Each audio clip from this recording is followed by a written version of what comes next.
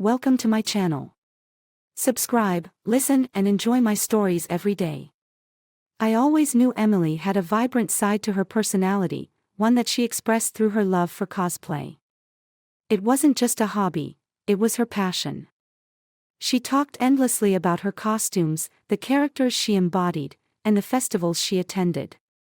I admired her dedication, at least, that's what I told myself as I watched her pack yet another elaborate outfit into her suitcase. "Remember, it's just a weekend thing," Emily chirps, zipping up her suitcase with a satisfied grin. Her costume this time is elaborate, a mix of feathers and faux leather, something out of a high fantasy epic. "I'll be back by Sunday evening. Love you." "Love you too," I reply, forcing a smile. As the door clicks shut, a nagging doubt creeps into my mind. It's the same unease that's been shadowing me for weeks, growing stronger with every event she attends. Determined to clear my doubts once and for all, I decide to follow her this time. It feels wrong, but I need to know. The drive is long, the venue secluded, a sprawling estate hidden away behind rows of towering oaks and underbrush, far from the prying eyes of the uninitiated. As I park a safe distance away and make my way closer on foot, the sounds of laughter and music filter through the trees. It's louder, wilder than I expected. I find a spot behind a thick copse of trees and watch. The sight before me isn't just a group of people in costumes, it's an elaborate tableau of fantasy and flesh, a carnival of excess. Elves, beasts, and other mythical beings mingle, but it's far removed from innocent role-playing. It's visceral, intense, and shockingly intimate. I search for Emily, my heart pounding with a cocktail of emotions. When I finally spot her, the world tilts. She's not merely participating, she's reveling in the chaos, a central figure in this hedonistic spectacle. The revelation hits like a punch to the gut. The pain is physical, a sharp stab of betrayal. I stumble back, unnoticed, my mind racing. Emily, the woman I married, is lost in a sea of strangers, in acts I can't even begin to comprehend as part of the cosplay she described. I spend the next hours in a daze, driving aimlessly, the images burned into my retinas. By the time I return home, dawn is breaking, and with it, my resolve hardens. Emily has deceived me, and for that, she must face consequences. I start planning, my mind working through the haze of hurt. Revenge is a path I never imagined I'd walk, but now, it beckons as the only way to salvage my shattered pride. Emily's world will crumble, I'll make sure of it. As the sun rises, so does a new chapter of my life, one where I am not a victim but the author of my own retribution. The game, I realize, has just begun. The morning light is unforgiving as it spills across the kitchen table, illuminating the remnants of last night's solitary dinner. The silence of the house is a stark contrast to the turmoil brewing within me. With every passing second, my resolve to confront Emily grows stronger, but first, I need allies. I make a few calls. The first is to Marcus, an old friend who once confided in me about his own wife's betrayal. He answers on the second ring, his voice groggy with sleep. "Alex? This early? What's going on?" "It's Emily," I begin, and the words tumble out in a rush. I tell him everything, from the suspicions to last night's shocking revelation. There's a heavy pause when I finish. "Jesus, Alex, that's messed up. What are you planning to do?" "I'm not sure yet, but I need to do something." "Can we meet?" "Of course, man. I'm there." Gratitude washes over me. At least I'm not alone in this. Next, I call Jenna, a private investigator recommended by a colleague. Her voice is sharp, efficient. "Jenna speaking. How can I assist?" I explain my situation briefly. I need proof. Before I confront her, I need undeniable proof of what she's doing. "I can help with that," Jenna replies, her tone businesslike. I'll need details on her next event. We can discuss costs and logistics in person. Thank you, I say, feeling a measure of control returning. With my initial calls done, I start preparing for the worst. Financial documents, bank statements, and other important papers are gathered and copied. Knowledge is power, and I am arming myself for the upcoming battle. Later, at a quiet cafe, Marcus and I sit across from each other, 2 cups of coffee growing cold between us.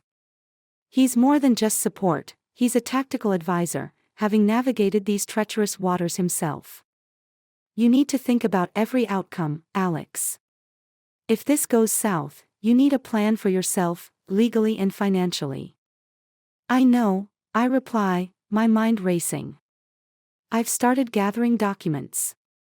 But how did you handle it when you were in my shoes? Marcus leans back, his eyes dark with memories. I focused on the future. It's not just about the confrontation or the revenge. It's about rebuilding afterward. Make sure you're set up for that. The meeting with Jenna later is all business. She lays out her plan, detailing how she'll track Emily's movements, gather evidence from the next event, and ensure everything is legally admissible, should it come to that. As I drive home, my phone buzzes. It's a text from Emily, running late tonight, don't wait up. Love you. The irony of her message doesn't escape me. Love, as I once understood it, no longer applies. It's a game of chess now, and I'm moving my pieces into place, bracing myself for the inevitable clash.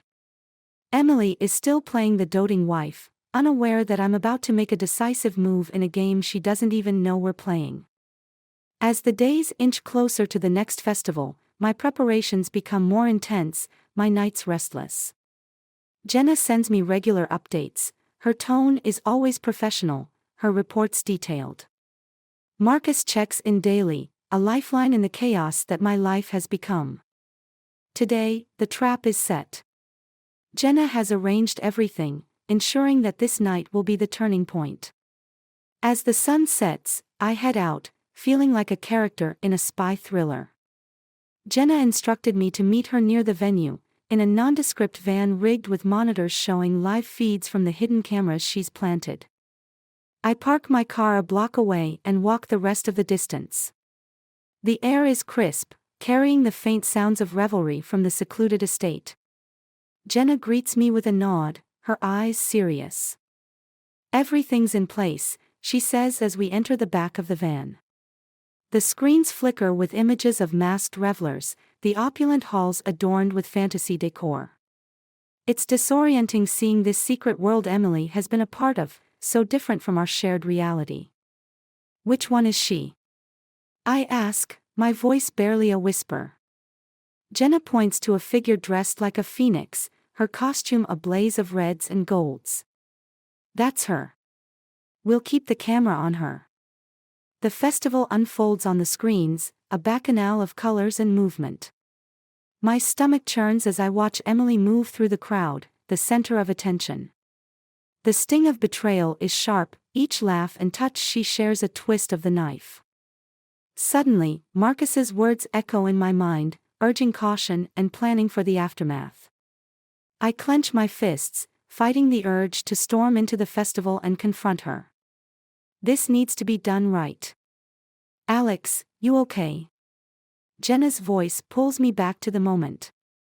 I will be, I reply, my gaze fixed on the screen. As the night deepens, the cameras capture everything, leaving no room for doubt. Emily is not merely attending these events, she's an enthusiastic participant, her actions deliberate and unrestrained. Jenna hands me a USB drive. All the footage is here. Whatever you decide to do with it, it's solid evidence. I nod, my mind made up. I need to confront her. Not here, not now, but soon. Let me know if you need anything else, Jenna offers. I can see the concern in her eyes, mixed with professional detachment. Driving home, the weight of the USB in my pocket is palpable. It's more than just data, it's the key to ending one chapter of my life and starting another. At home, the silence is oppressive. I sit in the dark living room, waiting. Hours later, the door opens quietly, and Emily steps in, her costume shed but the remnants of her makeup still tracing her features. "Alex? You're up late," she starts, a note of surprise in her voice. I stand, the USB drive in my hand. "We need to talk. It's important." Her smile falters, a flicker of concern crossing her face as she sees the serious set of my jaw. "What's wrong?" I don't answer immediately. Instead, I hold up the USB drive. "I know about the festivals, Emily. All of it." The color drains from her face. This is the moment of truth, the confrontation I've been both dreading and craving. What comes next will change everything. Emily stands frozen, her eyes wide as they flick between me and the USB drive in my hand. The silence stretches out, charged and heavy, until she finally speaks. "Alex, I can explain," she begins, her voice shaky. "I think you've done enough," I interrupt, my tone colder than I've ever heard it. "I've seen everything, Emily. The cameras, the activities. How could you?" She closes her eyes, taking a deep breath. "It started as just fun, something different. It wasn't supposed to be like this." "But it was like this," I snap, my hurt turning into anger. "You lied to me, to us. How many times, Emily? How many?" Tears start to form in her eyes, but I'm beyond caring. "It doesn't matter now. I want you out." "Alex, please, let's talk about this," she pleads, taking a step forward. "No more talking. I've heard enough and seen too much." I hand her the USB drive. "Here's your life, Emily. All recorded, because you seem to enjoy that." She flinches as if struck, taking the drive from my hand. There's a moment where I can see the realization dawning on her, the magnitude of what she's lost. "I'll stay at my sister's," she murmurs, her voice barely audible as she turns to pack a few things. As Emily moves around our room, collecting her belongings, the finality of the moment hits me. This is the end of our life together, dismantled by deceit. She pauses at the doorway, suitcase in hand, a shadow of the woman I thought I loved. "Alex, I am so sorry. I never wanted to hurt you," she says, her voice breaking. "You did, though," I say, my voice devoid of warmth. "Goodbye, Emily." She nods, tears streaming down her face, and then she's gone. The door clicks shut behind her, a soft but definitive sound. I'm left in the echoing silence of the house, the life we built together now just a painful memory. Days turn into weeks. The hurt remains, a constant ache, but life has to move on. I dive into work, into rebuilding a life that's mine alone. Marcus and Jenna check in, their support unwavering as I navigate through the wreckage. One evening, several months later, my phone buzzes. It's a message from Jenna. "There's something you need to see. Can you meet tomorrow?" Curiosity piqued, I meet her at a small cafe downtown. She hands me an envelope. After Emily left, I kept digging. "You deserved the whole truth." Inside the envelope, there's a series of photos and documents. They show Emily, not at another festival, but meeting with a man I don't recognize, in situations far removed from any costume or revelry. This man, Jenna points out, is not just some random guy. He's connected to some serious financial fraud schemes. And your wife was not just his lover, she was involved in the schemes, laundering money through the cosplay events. The shock hits me harder than the initial betrayal. It wasn't just infidelity, it was criminal. Where is she now? I ask, my voice steady despite the storm inside. Gone. Probably fled the country once she realized the investigation was closing in on her. The authorities are looking for her, but she's a ghost now. I sit back, the pieces of the last year falling painfully into place. Emily hadn't just cheated on me, she'd used her double life to cover up something much darker. Thank you, Jenna, I say, the weight of everything settling in. I guess I was a fool. Not a fool, Alex. Just deceived. And now, you know. I leave the cafe with a heavy heart. Emily is gone, out of my life for good, but the scars remain. However, with the full truth revealed, I can finally start to heal, to build something new on my own terms. The betrayal was deep, but I am not broken. As I walk away, the future is uncertain, yet it is mine to shape.